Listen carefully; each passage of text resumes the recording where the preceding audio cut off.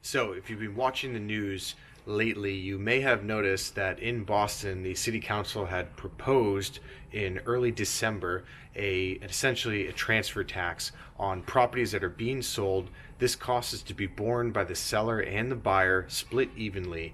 They originally proposed 6% and 25% on flips that are properties that are held for less than a year.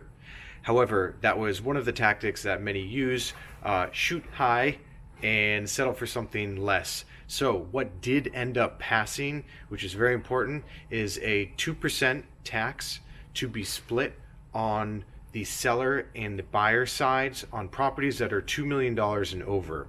Now, the whole concept and impetus for this was the affordable housing crisis per se that Boston has. We are the third most expensive place in the world to live by many standards, and this is really aimed at raising revenue to generate affordable housing.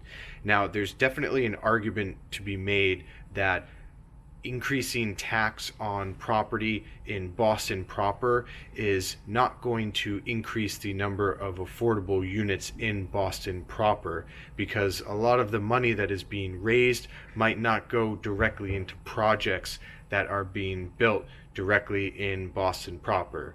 A lot of the issue here is just the sheer expense of land as well as existing property to be developed. So you're not ending up with a lot of affordable housing because, for instance, if you're building a high rise and it costs $1,000 a foot just to build it, you can't sell it for $700 a foot.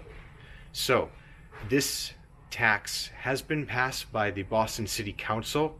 The mayor is anticipated It is anticipated that the mayor will sign off on it. It is not set in stone.